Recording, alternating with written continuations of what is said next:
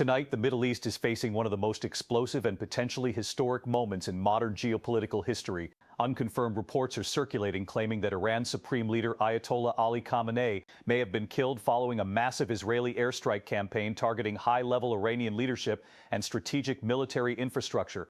Now, let me be clear at the beginning. As of this recording, these reports have not been independently verified by multiple global outlets, but the scale of the military operation being described is real, and the implications, if confirmed, would fundamentally reshape the Middle East overnight. So let's break this down calmly, strategically, and from a United States geopolitical perspective. First, the military operation itself. Israeli sources describe what may be the largest Israeli Air Force strike ever conducted against Iran. Reports indicate roughly 200 Israeli fighter jets striking approximately 500 targets across Iranian territory. Hundreds of precision munitions were deployed.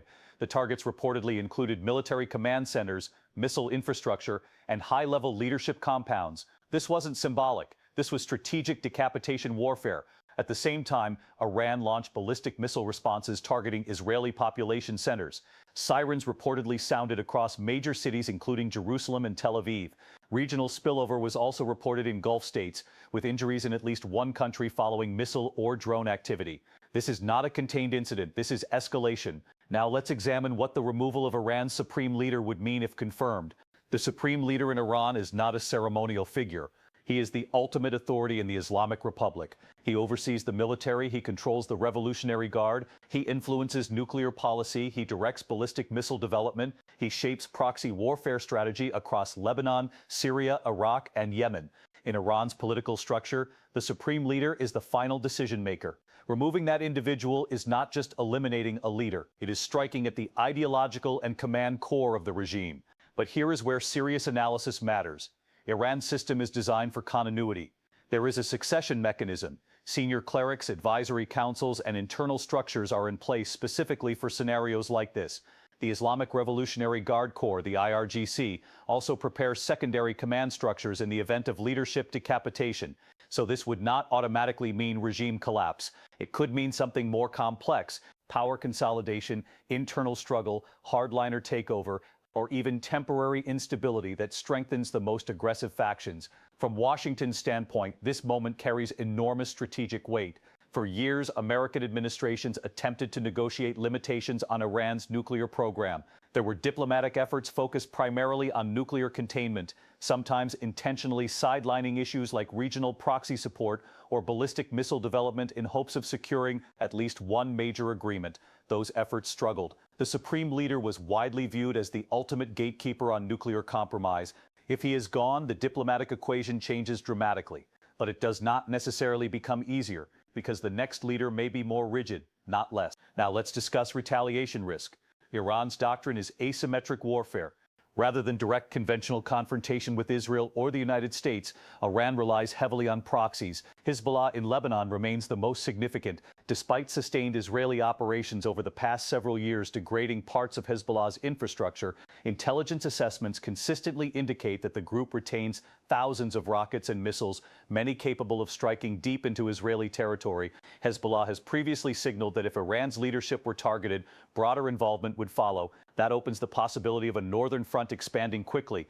Then there's Yemen, where Iranian-aligned forces possess anti-ship missiles and drone capabilities threatening Red Sea shipping lanes and Gulf energy infrastructure. There are also Iraqi militias and Syrian-based elements aligned with Tehran. In other words, even if Iran's central leadership is struck, the regional network remains operational. Now let's pivot to the U.S. strategic posture. President Trump has repeatedly articulated a doctrine of peace through strength. The theory behind that doctrine is that decisive military action can create deterrence conditions that prevent prolonged war. But deterrence only works if the opposing side calculates that escalation will cost more than restraint. If Iran believes its regime's survival is at stake, escalation could accelerate. If Iran believes limited retaliation preserves regime continuity while opening diplomatic channels, de-escalation could follow. And that brings us to the most important question: what happens in the next 72 hours? Historically, in Middle East escalations, the first 3 days determine the next 3 years. We need to watch for 3 key signals. First, who publicly claims authority inside Iran. If a successor is immediately announced and presented as unified, the regime projects stability. Second, what scale of retaliation occurs. Symbolic missile fire is very different from coordinated multi-front escalation. Third, are diplomatic back channels activated? In prior conflicts, peak tension often preceded quiet ceasefire discussions. Now let's consider the nuclear dimension. Iran's nuclear program has long been at the center of global concern.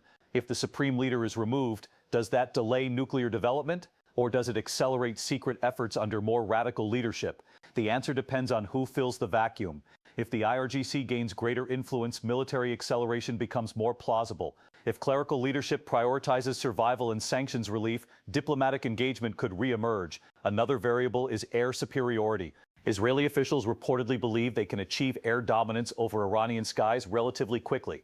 If sustained air operations continue, missile launch infrastructure and command facilities could face ongoing degradation. However, underground facilities and dispersed launch systems remain difficult targets. And then there's the economic dimension. Global energy markets react sharply to instability in the Gulf region. Even limited disruptions to shipping lanes can spike oil prices, impacting inflation and domestic U.S. politics, which brings us to the domestic political angle. For the United States, involvement in another major Middle Eastern escalation carries political risk. American casualties would shift public opinion rapidly.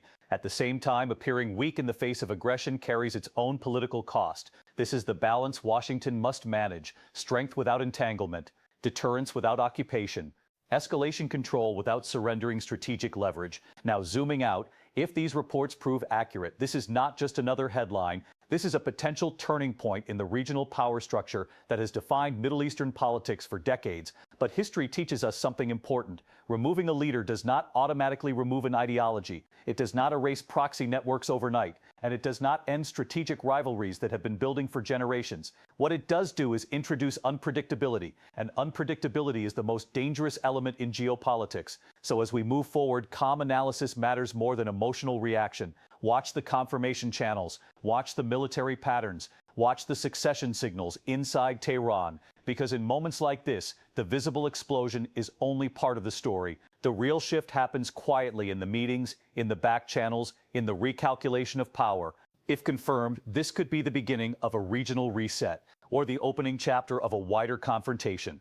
Either way, the Middle East has entered a new phase, and the next moves will determine whether this becomes a brief escalation or a historic transformation.